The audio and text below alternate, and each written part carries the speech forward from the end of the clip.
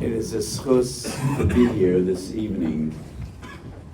This is a very short visit to Passaic. We just got in about 2 hours ago, and we're leaving shortly.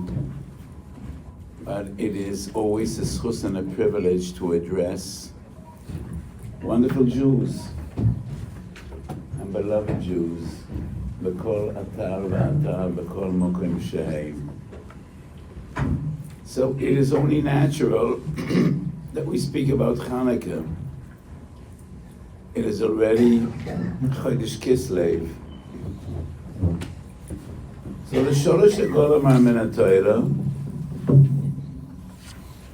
and there are only two Yomim Tovim that are midrabanan, and that is Purim and Chanukah. And they are so different in nature. Purim is about wine, that Rambam says, meat. It is about physical pleasure. Eat and drink, and thank you, Kodesh Baruch Hu. Chanukah, we have no mitzvah either of achila or shtia. It is only adlukas haner, light. Light is abstract, light is spiritual. We say the same tefillah, Purim and Chanukah. Thanking Kodesh Baruch Hu and expressing gratitude, ala nisim v'ala neflois. But our expression of simcha is so drastically different. And why is that? The Levush explains, the way we commemorate miracles is totally dependent on the nature of those miracles and the nature of the danger of which we were salvaged in a miraculous way.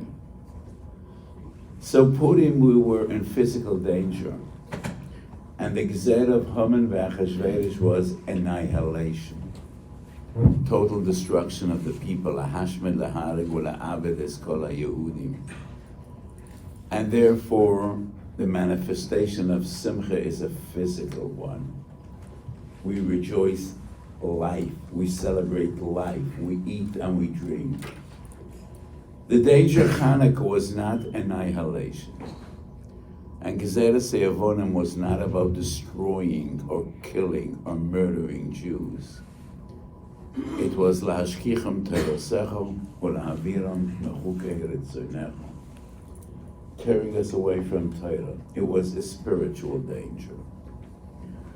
So Haman and the Avonim have been with us way before these miracles and way after these miracles. Last week's parsha, last Shabbos, we read Parshas Toldos. When Rivka tells Yaakov, I have a plan, you must achieve the brachas. Pretend to be Esau. And Yaakov is terrified, and he says, Ulai yemushani avi, v'hoisi be'enov k'mita'ateya, v'hevesi ulai kololo v'loi brocha. I might bring upon myself a curse and not a blessing. And the mama Rivka tells Yaakov, Ulai kiloloscho b'ni, ulech. The Vilna Gaon says, Ulai is letters Esav, Lavan, Yosef. And Rivka tells Yaakov, a person could never escape his destiny. And I see Beruach HaKodesh, you must prevail and endure 3 curses or 3 challenges in your life. Esav, Lavan, Yosef. It is what it needs to be. Do as I say.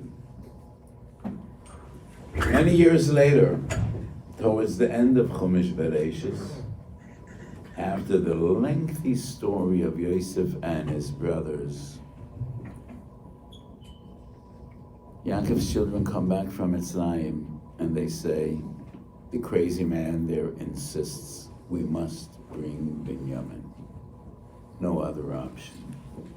Yaakov breaks down and he says, Yosef eineno, Shimon eineno, Es Binyamin Tikacho, Olai Hoyu Kulano.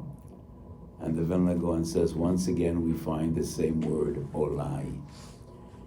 And Yaakov tells his children many years ago. I remember the Mama Rivka sent me, I pretended to be Esau, and she promised me, she told me, Olai Kulaloscha, Esau loving Yosef.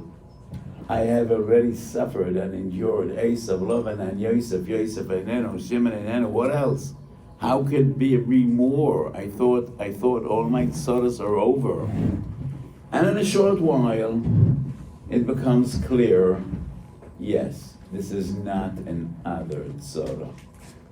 To the contrary, it is salvation. So Esav and Lavan are the story of Yaakov. Yaakov's story is our story. So the Ramban writes in his introduction to Chumash Shemos, and that's a very famous concept that I speak about constantly. Masa Ovas Yitzira Labonim. Not only Siman Labonim, Yitzira Labonim. Masa Ovas are creation. Everything the Ovas did, whatever happened to them, and whatever transpired in their lives, it is not Mekoimam V'Shatom. It is for eternity. And the others paved the way for us till the end of days, and especially Yaakov Avinu. It is not coincidence that Yaakov's name was transformed to Yisrael, and that is the name of our people. It is the name of the nation, it is the name of Yaakov, so the story of Yaakov, in a way, is our story. It is the story of every generation of the Jewish people. Esau was a murderer, and he made no secret of it. He openly said and declared, I'm just waiting for my father to pass away, and I will kill my brother. That is Esau. And at Godesh Pesach we quote Divrei Chazal, Lavan bikesh lakor es hakol. Lavan wanted to destroy everything and uproot everything. When? How? Where? We do not find that Lavan threatened to kill Yaakov. But when Lavan tells Yaakov, why do we need to part? Habonam bonai, habonais benoisai. Why can't we be together? Yaakov senses mortal danger. And Yaakov says, no. We could be friends. We could respect each other. But abonam einam bonecho, v'abonois einam benotecho. We are different. We must part. And Chazal instituted so many takonas just to build moats between our people and the others. Bishulakum and pasakum and stam yenom and so many gzeres mishum ben nosehem. So that is mortal danger. Abonam bonai, abonas benai. So we're all the same. We could all be together. No, we can't. So Haman was a more modern Esau. The Yevlanim are Lavan. So Haman and Achashverosh planned lahashmed lahareg u'leyavet, to destroy, to annihilate, to kill. The Yevonim, their gzera was lashkicham torosacho u'lahaviram mechukeret zenecho. So the story of Esau and Lavan has been with us throughout the generations. And the most modern version of Esau and Haman was Hitler, with a final solution. Unlike the days of Haman and Achashverosh, in which HaKadosh Baruch Hu made an ace and we weren't hurt, Haman of those days, the modern Haman, almost succeeded. And the modern version of Lavan and the Messiavanim were the Bolsheviks and Stalin. They didn't deal with mass killings, but yes, lashkichon telosecho polaviro b'chukei retzanecho. So Purim we eat and drink and celebrate life because our life was in danger. Chanukah, it's not our physical life was in danger, but all our ruchnius, everything we believe in, everything we stand for, everything that keeps us going. Lashkichon telosecho polaviro b'chukei retzanecho. And the days of Chanukah, the struggle of Matisyahu v'Banov was not only to fight the Greeks, they also had to deal with the Hellenists, with the Messiavanim, and they were a powerful force within the Jewish community. And they told Matisyahu, "You are insane. You are dragging our people into a hopeless battle in which we will be defeated and destroyed. This is reckless and irresponsible." And Matisyahu and his children, the Mesiras Nefesh, needed not only to stand against the mighty Greek Empire, but against their brethren and the Messiavanim and the Hellenists that said, the Greeks aren't that bad. They're not threatening to kill us. We could cooperate, we could compromise, we could come to terms with the Greeks. And Matisyahu says, no. This is mortal danger. Like Jacob Avinu understood, Bikish Lavan Lakor Eshakor. So yes,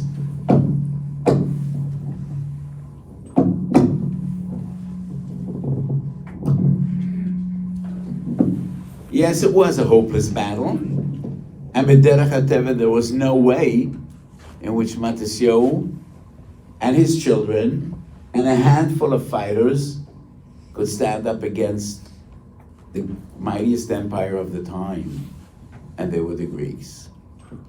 But if HaKadosh Baruch Hu is with you, you cannot lose, and no battle is hopeless. I quoted last week's parsha, and in Parshas V'Yishlach we learn about another struggle. Yaakov Avinu vayovek ish imoy ad alois hashachar. So according to the Halal, that was Sori Shalesa, that was a malach. How could a mortal fight an angel of fire? That battle was hopeless. But if HaKadosh Baruch Hu is with you, you cannot lose. Without HaKadosh Baruch Hu, you cannot win. With HaKadosh Baruch Hu, you cannot lose. So Matisyahu tries to convince his brethren, this is mortal danger, and we cannot afford not to fight. And if we must fight, HaKadosh Baruch Hu will be with us, and if HaKadosh Baruch Hu is with us, we cannot lose.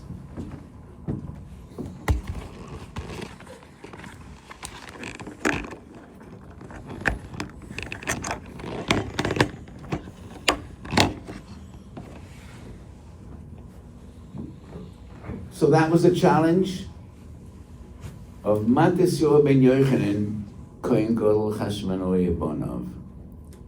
And they went to war, and they won, and they were victorious.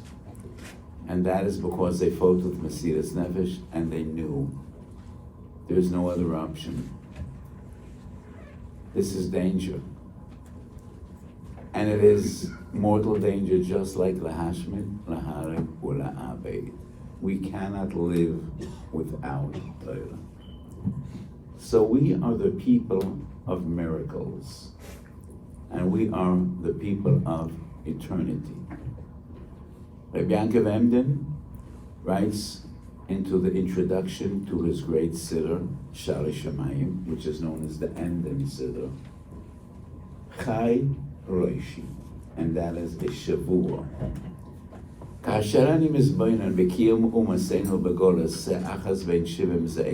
I just try to understand our existence throughout the ages, the mere fact that we're still around, this is a greater miracle in my eyes.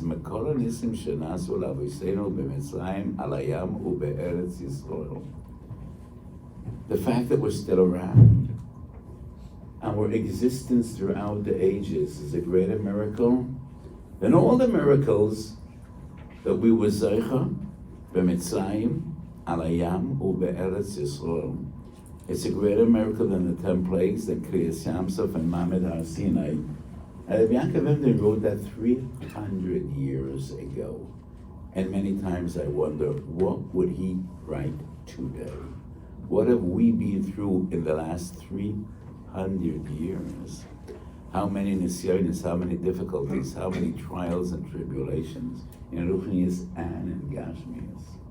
How many hurricanes and tsunami threatened to tear us apart and to tear us asunder? And on top of all, the Holocaust, the greatest human tragedy in the history of the world. And we're still around, and we're doing quite well. What would the Jacob and Esau write today? I could only imagine, probably he would write, well, what else? What else? What is left after it writes it's a greater nest than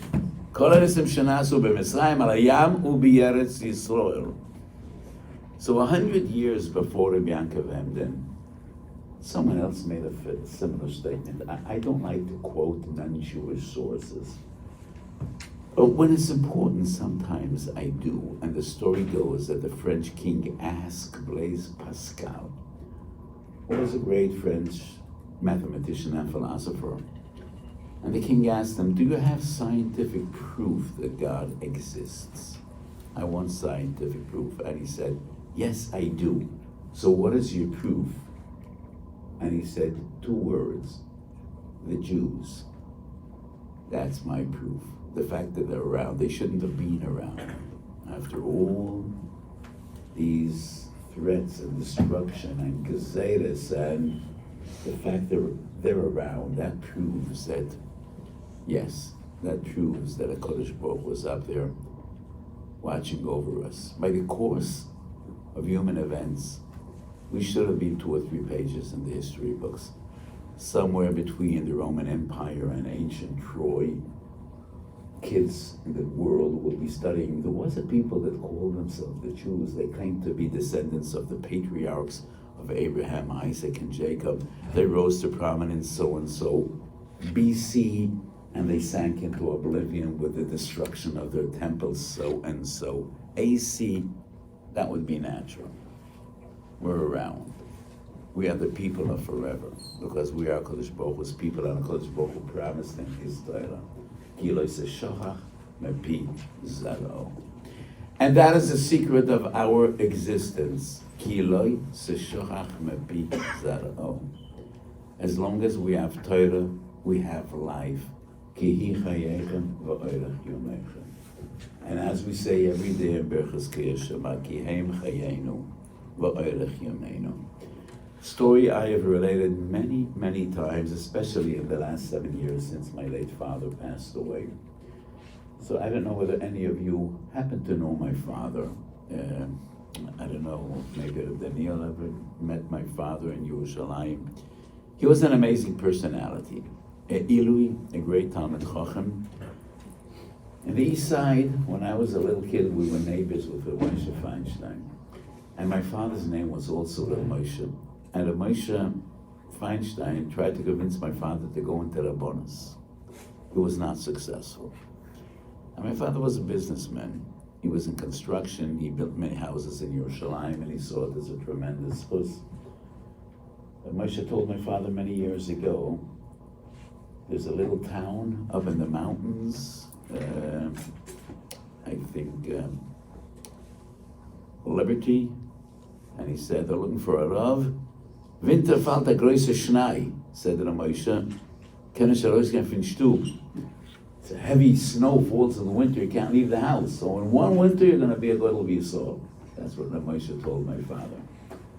I wasn't there, but for some reason my father was not convinced. And he didn't take up the offer.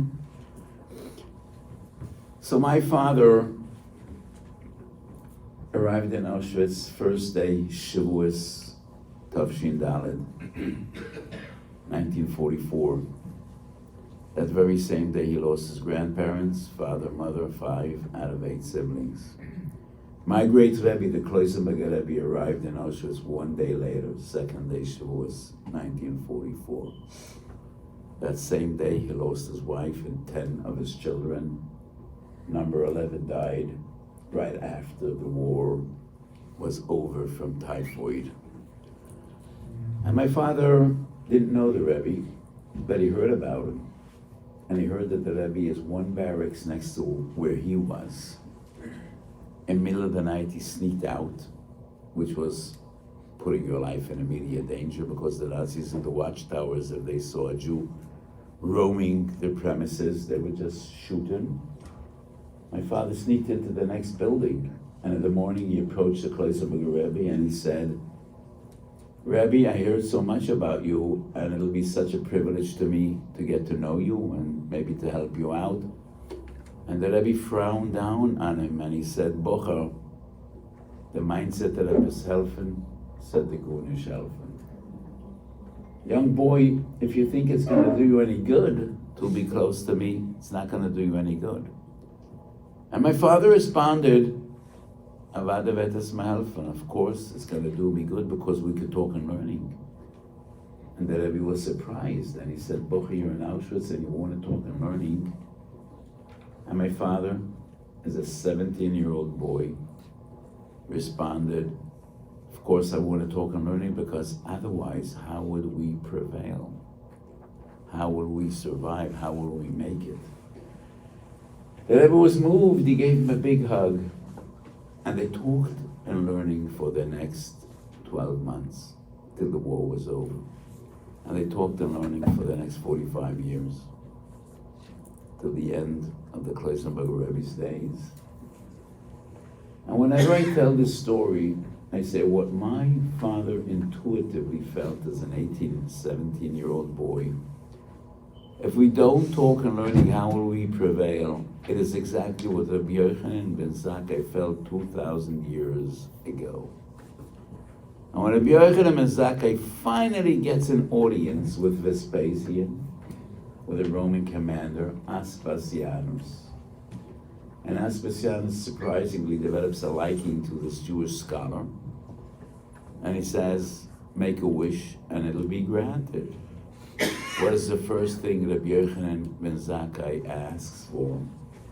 He says, Tenli Yavna v'chachamnei. Rabbi Yochanan ben Zakkai knows that the Beis Mikdash is doomed. Contrary to the opinion of some of his peers that said, why didn't you ask for the Beis Mikdash? He knows Beruach HaKodesh that it is not to be, and the Beis Mikdash is doomed. And he also knows the only guarantee for our existence is Yavna v'chachamnei. If we don't talk and learning, how will we prevail? As long as we have the yeshiva, we have Yavna v'chachamnei, that is the guarantee that we live. And history has proven wherever there were yeshivas, Yiddishkeit flourished and grew. Where there were no yeshivas, it always withered away. So what my father felt as a young yeshiva boy of 17 years old, when he told the Kloisenberger Rebbe on that special day, of course it's going to do me good, we can talk and learning. That is what Rabbi Yochanan ben Zakkai felt. So Matisyahu ben Yochanan goes to war, and he tells his followers, if we don't have Torah, we die. We cannot live with the Gezer of Lashkichim Terosecho Ulhavirim Mechukei Tesenecho. We cannot just hope someday, one day, things will get better. No. this is mortal danger. And they went to war, and miraculously, they won. So this is the story, our story, in every day and age. Esau is with us, Lavan is with us, and we always prevail. Because as long as we learn Torah, we live. That is the oxygen we breathe. And that is our lifeline. Kihi chayechem v'oirach yomechem. So this past year has been a difficult year, and maybe the most difficult year since we came back to Eretz Yisrael in the past 80 years, since the state was established. An entire year of war, a year of tragedy, a year of miracles. So the nace of Chanukah was a natural nace, and so was the nace of Purim.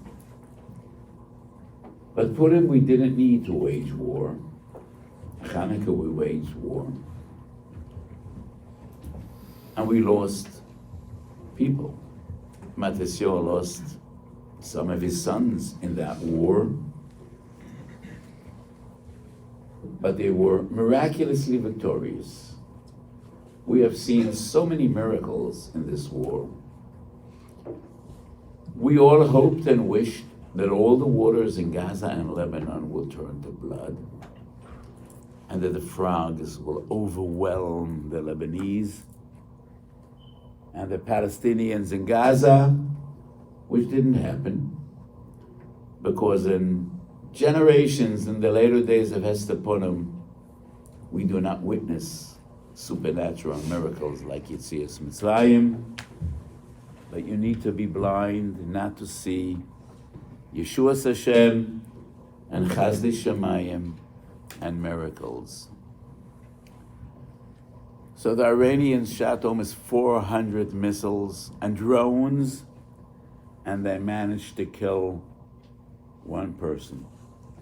And not by coincidence, a Palestinian from Gaza. That is what they achieved.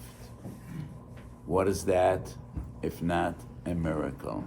And so many other miracles. Let me share with you something which actually should be confidential. That's 2.5 years ago, I sat with senior commanders and some representatives of the Rabbanut State, and we were discussing various questions that might come up if war breaks out in the north with the Hezbollah. They expected up to 500 dead every day. And this will go on. There will be thousands upon thousands of killed. And there were very serious questions about temporary burial. And I don't want to go into the details of these questions. And after 14 months and tens of thousands of missiles raining down in almost every city in Israel, there were casualties, but relatively very, very miraculously low. And 14 months of urban warfare. I'm not a military man, but I'm also not a battler. And the most costly warfare is urban warfare. And the number of casualties is remarkably, miraculously low. So this has been a year of miracles, and we see Shomer Amay Yisrael was, and it also has been a year of tragedy, because to us, every one is one too much. And I've been so much together with families that lost soldiers, that lost children, Yisraelim that lost their parents. And just a few weeks ago, I spent some time with the family of a Talmid Chacham that was killed in Lebanon, and he left 8 Yisraelim. Another one of my Talmidim that died in Lebanon, and he left 5 Yisraelim. And the way up north, he did a tefillah in the Kinneret, He wanted to be sure that if something happens to him, he will give back his neshama b'tahara. And these are young Talmidei Chachamim B'nai Torah. Many of them left Almonis and Yisayimim. So this was a year of tragedy and profound cost, but also a year and once again we saw that HaKadosh Baruch Hu watches over us, and no one could overcome the Jewish people because HaKadosh Baruch Hu is with us. And this demands from each and every Jew, wherever he is and whatever he's engaged with, some level of sacrifice. You're not in the army, but you need to feel a responsibility. Learn more, learn better, daven more, daven better, give more tzedakah, be nicer to other people, be better than you were before. We believe in the koyach of Torah, we believe in the koyach of tefillah, we believe in the koyach of tzedakah, and everyone needs to give some sacrifice and change something in his life. So I spoke about Olai, Rivka telling Yaakov, Olai kilalascha. Yaakov relating this story to his children. Olai hayu kulono. And I said the story of Yaakov is our story. Esau is with us in every generation. Lavan is with us, and so is Yosef. And the curse of Yosef is the curse of sinas achim. Yes, and that has been with us in every generation as well, everywhere. And we need to get together.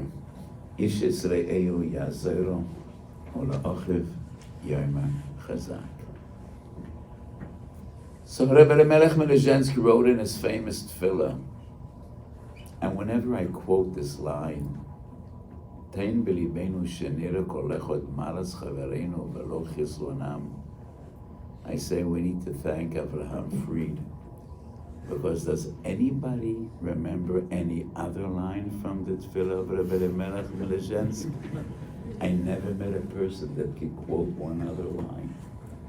It's a lengthy tefillah, and it's in every Siddur Nusach Svarad.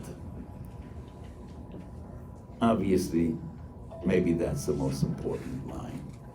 We ask HaKadosh Baruch Hu, Ten b'libenu shenira kol echad es malas chavereinu v'lo et kesonam. We should appreciate each and every Jew. And throughout this year, to me, nothing was new about it, but it's always encouraging to experience.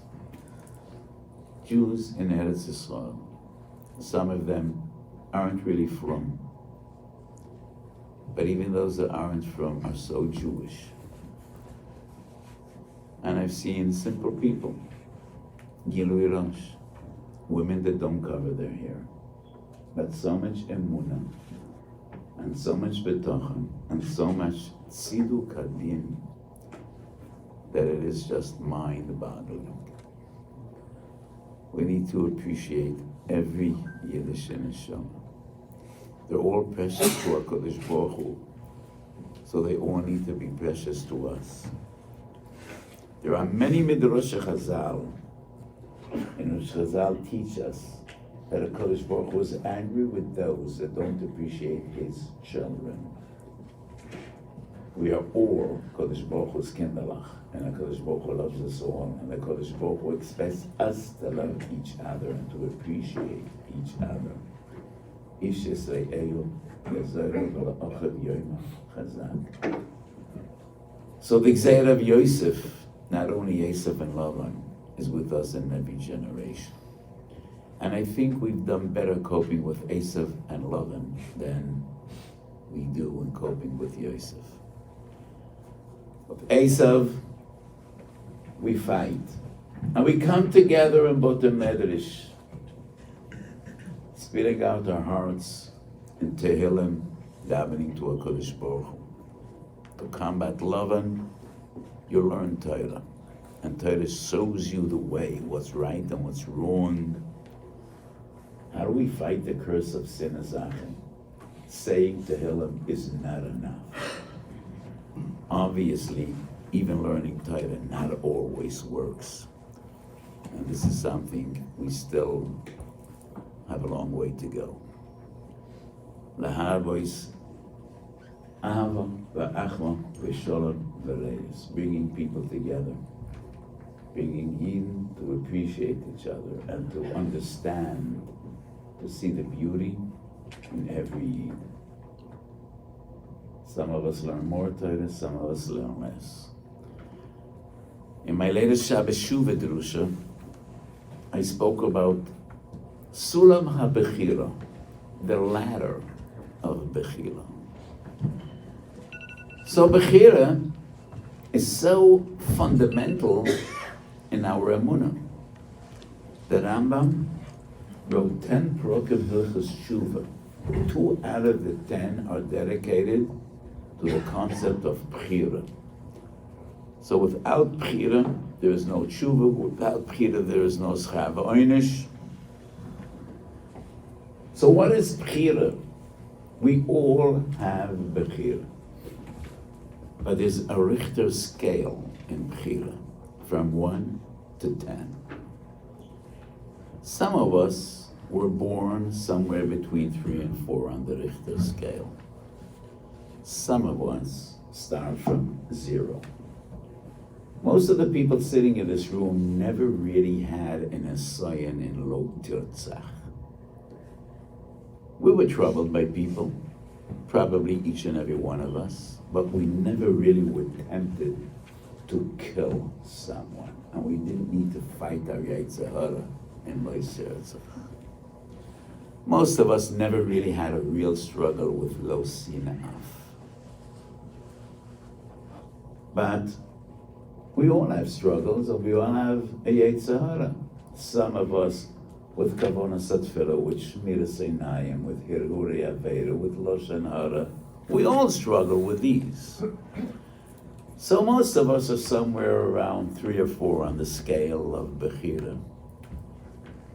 I think someone that started off in 0 and he made it to 3 is probably more precious to HaKadosh Baruch Hu than you were born in 5 and you're stuck at 5 and you didn't grow 1 bit since you were born.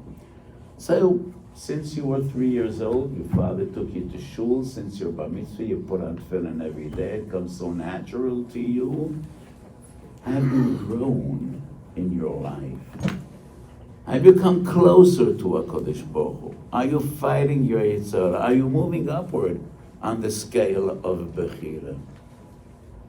So many amongst us maybe aren't as observant as we are.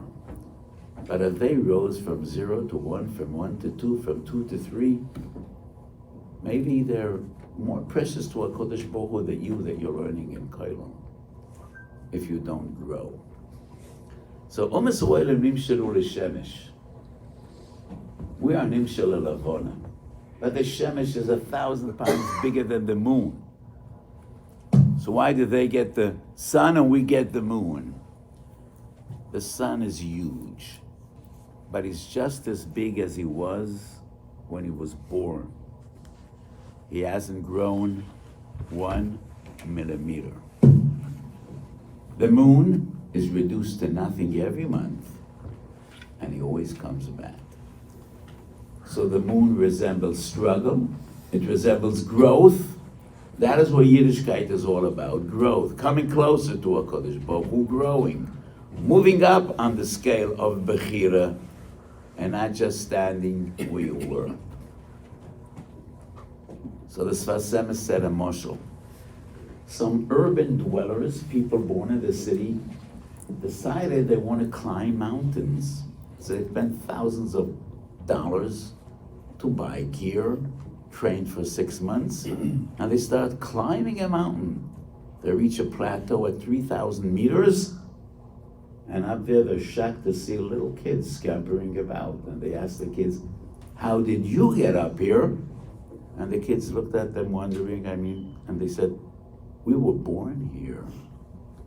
Oh, you were born down there. You made a tremendous effort to come up here. We were born here. So most of us were born here. Why do you think you deserve so much credit?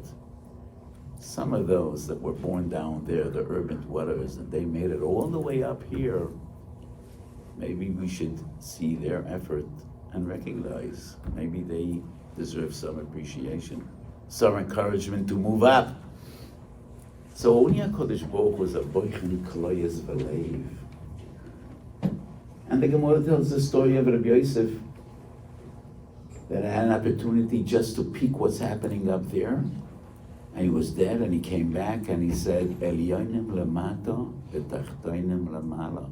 He was shocked to see who was important up there, and not necessarily the ones that are considered so important down here.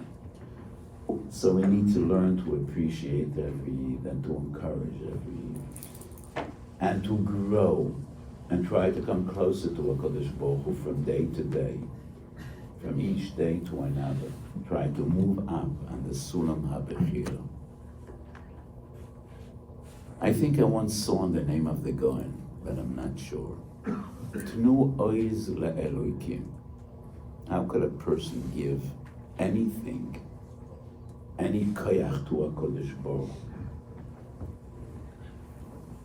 So the Goen says, there is one area, kiviyachol, that HaKadosh Baruch Hu doesn't control, because he does not want to control, and that is Bechiras Ha'adam. And HaKadosh Baruch Hu gave everyone a free choice. Uvacharto v'chayim. HaKadosh Baruch Hu pleased with us, but it's up to you. When a person gives back his Bechira to HaKadosh Baruch Hu, and you move up on the scale, and more Averis are off limits. We don't have Bechira in Lo Sirzach. We don't really have a real Bechira in Lo Sinaf. And as you move up in the scale, in the Richter scale of Bechira, that is Tnu Oiz Le'elukim. You're giving back what HaKadosh Baruch Hu gave us. You're giving back HaKadosh Baruch Hu control that HaKadosh Baruch Hu relinquished when he gave us Bechira. HaKadosh Baruch Hu Yazor Lanu L'man Kvod Shema. We should grow. We should appreciate, we should love every Jew and see the beauty in each and every Jew. HaKadosh Baruch Hu Yerachem Aleinu, that this war should finally be over. V'nosati sholem ba'oretz u'shchaftem ve'ein machrid. Hundreds of shiurim I've been giving in the past year. This is the last line of my shiur. And I say, Ibn Ezra writes one word, and so much power in one word. V'notati sholem ba'oretz u'shchaftem ve'ein machrid, writes Ibn Ezra, v'notati sholem ba'oretz beineichem. Not between you and your neighbors, not between you and your enemies. V'notati sholem ba'oretz beineichem, and then we will be zoicha u'shchaftem ve'ein machrid. Kodesh Baruch Hu should send nisim and aflois. We should see nisim gluyim, Yeshuas v'nachamois. The Neiros Chanukah should light up our lives. So Mahadim and Mahadim light 36 Neiros throughout Yemei Chanukah. So two great Hasidic masters. Rabbi Pinchas Mekoritz was a disciple of the Baal Shem Tov and the Bnei Yissaschar. Both deal with the question, why 36? What does 36 symbolize? So if you will ask any chassid, Lamed Vav Neiros Chanukah Keneged Ma, what is the most famous Lamed Vav? Who knows? Lamed Vav, no? Lamed Vav Tzadikim. So we would expect the disciple of the Baal Shem Tov and the Bnei Yissaschar to say 36 Neiros Keneged Lamed Vav Tzadikim Shebekol Dovadot. No, it's not what they say. What they both say, Lamed Vav Keneged Lamed Vav Mesechtes of Shas Babel. Surprise. Not necessarily Lamed Vav Tzadikim, Lamed Vav Mesechtes. So when you light those Chanukah candles, the first night you're lighting the Ner of Masechet Brochus. Second night, that's Shabbos and Erev. and you move on. Every little candle you light, this is Bava Metzia, this is Bava Basra.